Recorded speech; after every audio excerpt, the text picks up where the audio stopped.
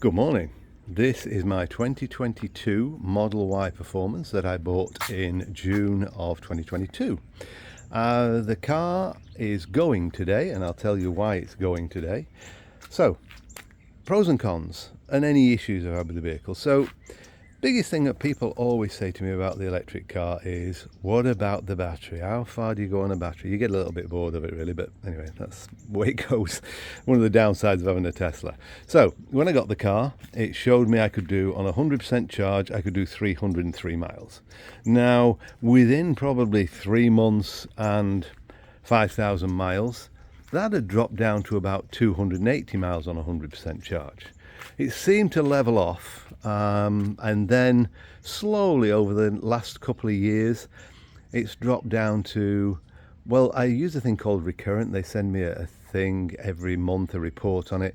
According to them, I'm at 89% of the original battery life, which translates into about 265 to 270 miles out of a full charge.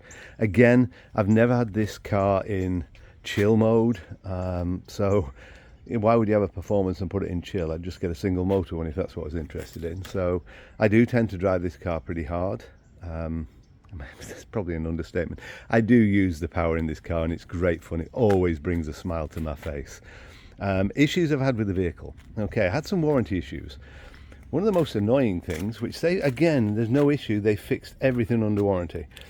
This top surface here started to almost like delaminate, so I took it in, they did that, they replaced that for me. The paintwork, I got some sort of bubbling on this panel, only size of maybe a dime, but they repainted that panel for me, and they also repainted the hood for me. So those are the warranty issues, and again, they were no problem at all with Tesla. Took it in, they let me loan a car, so it was great. So everything on the car apart from that, I mean, you look at the front, there's no sort of real damage to that. I have had, this is my third windshield in 3 years, particularly prone to stone chips. Okay, other things I've had done, obviously replaced the cabin filter a couple of times. I've had rear tyres, I had those on at about 27,000 miles, but I'm still on with, mid 40s, I'm still on the original front tyres, and those have probably got, I would say, 5,000 or 6,000 miles left in it. So I'll probably get over 50,000 out of the front ones. Oh, something I did have to do on warranty. Sorry, I forgot this one. It's a biggie. The spoiler. It delaminated. The surface came off. Again, they fixed it under warranty. It's not an issue. I've had to replace that badge 3 times. And each time I've lost the R on the end. So what I started doing now is I buy it from Amazon for very cheap rather than pay the Tesla prices. But overall, great car. Goes well. No issues. The only build quality issue I've had is, believe it or not, it's something really niggly, but it does get on your nerves. This panel here, I get a squeak from it, so all I have to do every so often is just squeeze and it stops it. So it's funny, isn't it? And I can't seem to fix it on a permanent basis, but hey. Anyway, the reason I got the Model Y is you can get the Model Y with a tow hitch. So this has a hitch on the vehicle. I mean, it tucks away nicely. It's got a panel over there that you can cover it back up with, which is great, but it does tow that boat, so very, very good for that. Does drastically affect the range. Your range is down to probably 140, 150 miles towing the boat, but I very rarely tow it that far anyway, so it's not a problem.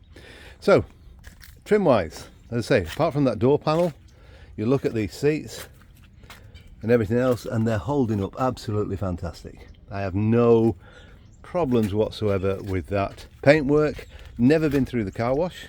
I wash it by hand, and probably 2 or 3 times a year I put a good old coat of old-fashioned car polish on there to give it a nice shine, and that seems to do. And I say no issues other than the ones that fixed under warranty, which I think came out of the Fremont factory. I think they probably had a few issues on there.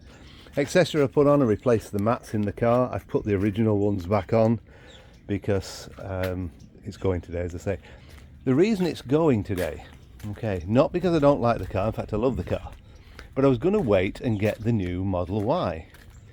But they've got this Legacy Edition or whatever that's come out now, which is a small fortune, so I don't want to pay that for it. but also I want the performance. So when I looked at anticipated, it's probably going to be quite expensive, but also probably not going to be available till the middle to the end of the year. And by that time, I'm guessing the EV tax credit will have disappeared in Florida. So I thought, well, they sent me a thing through saying if I bought a new car, they give me a $2,500 loyalty bonus. So I'm getting a Model 3 Performance to replace this. And this car, when I bought this in 2022, was over 70,000 out the door with taxes. The Model 3 Performance, before the discounts and everything, it's coming out at about 55, 56 out the door. So that's a lot of difference. And I'm having a tow hitch put on it. It's not a Tesla hitch. There's a company, Stealth Hitches. They supply these hitches that fold away, and there's a company locally to me that will fit it. So that's it. Other than that, great car.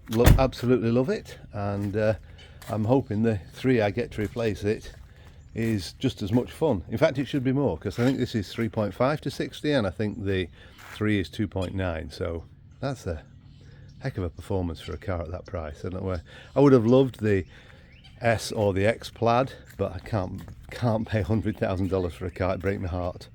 So I hope that's everything you like about the car. Overall, I give it a 9 out of 10. Service was very good.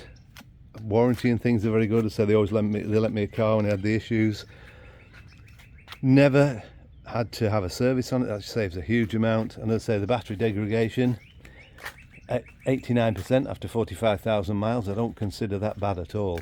And you never use it anyway.